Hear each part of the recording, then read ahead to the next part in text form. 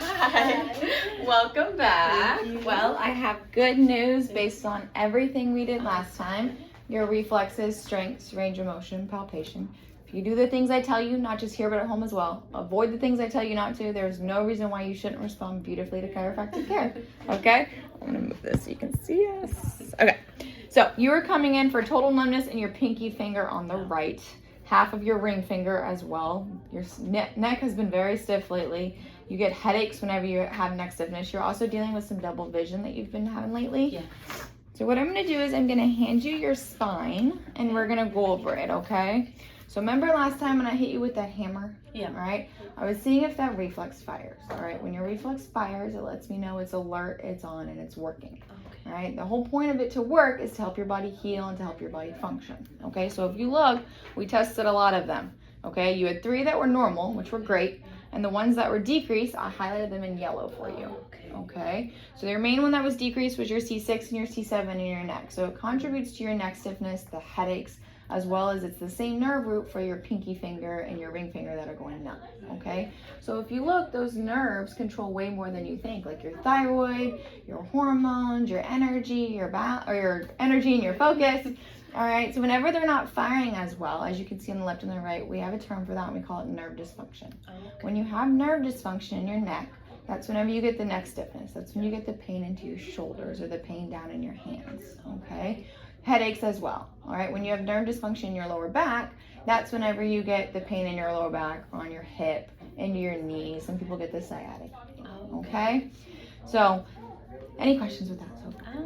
No questions. Okay. All right, the next thing we did was your strengths. So remember, I wasn't testing to see how strong you are. I was testing to see how strong that nerve is, okay? So to test the nerve, we have to isolate each nerve by testing a certain muscle, okay? So if you see, we tested a lot of them, okay? Yeah. You had a lot of normals. Again, great.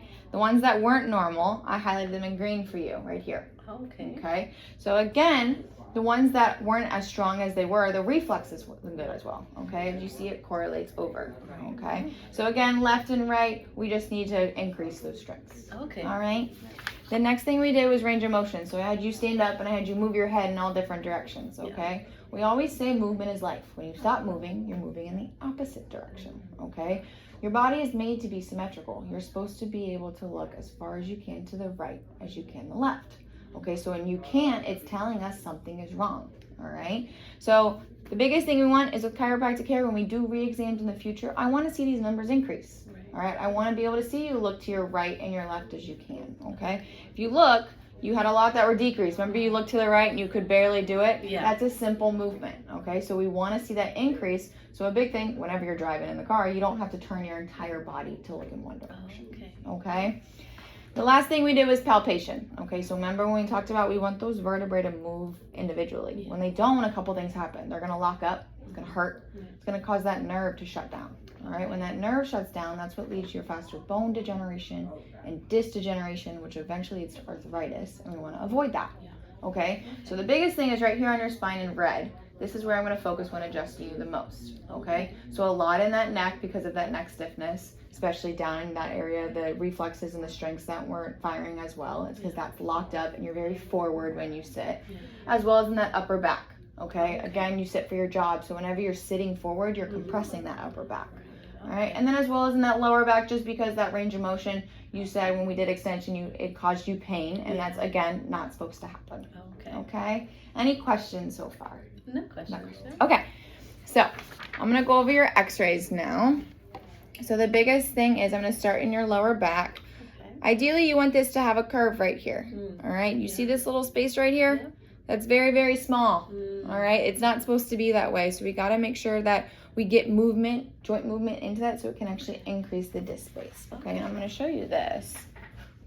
So ideally, this is textbook normal. This is what your lower back should look like, all right? You see how it's got a nice curve. Your bones are thick, your discs are thick. As you wait 5-10 years, you get into phase 1 of degeneration, all right? Your bones start to become less square, less thick. Those discs start to become thinner and thinner. And then as you go into phase 2 and phase 3, it's even worse. What phase do you think you would say you're in?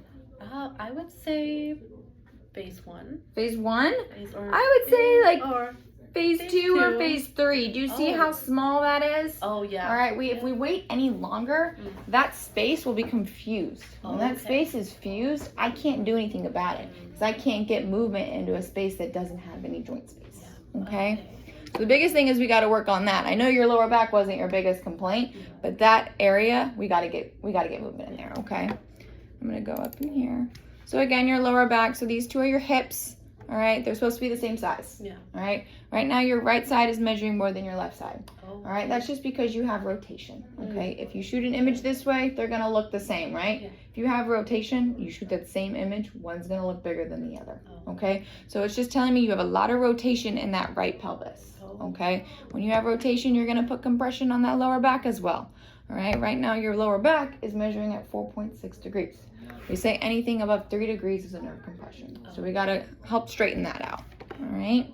As we go into your neck, so this one just tells me which way to adjust you. Again, anything above 3 degrees is a nerve compression. You're at 5.6, which your reflexes show it. All right. Okay. It's being compressed, so that nerve isn't firing as well as it's supposed to be. Okay. All right.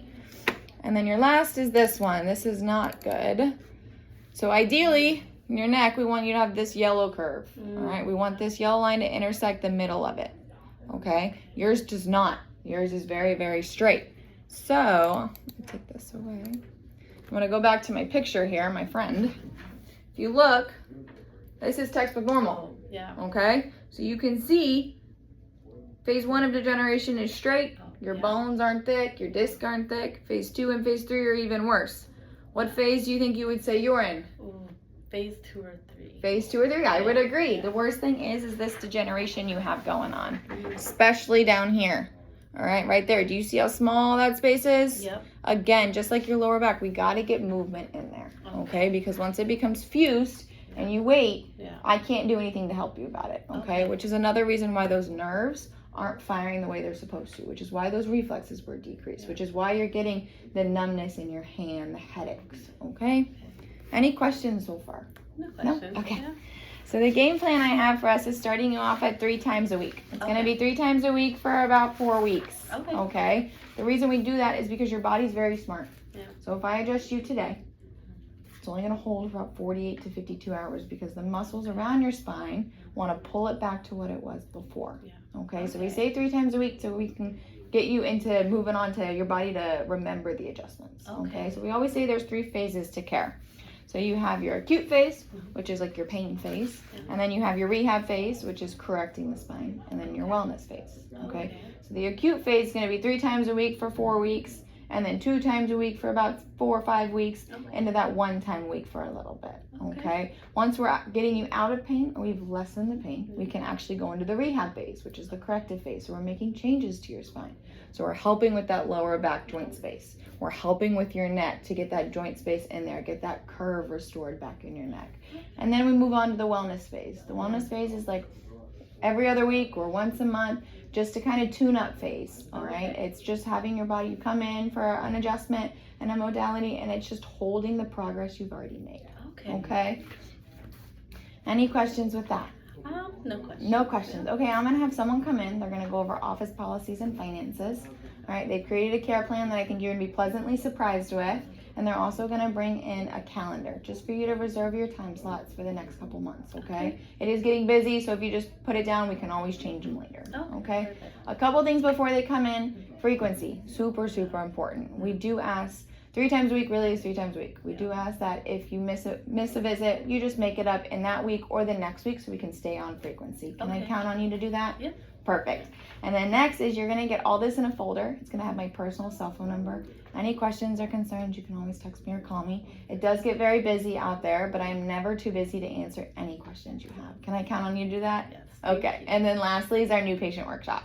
We have all of our new patients come. It's an essential part of your care. Okay. You learn tips and tricks that you can do outside the clinic to help us help you get better.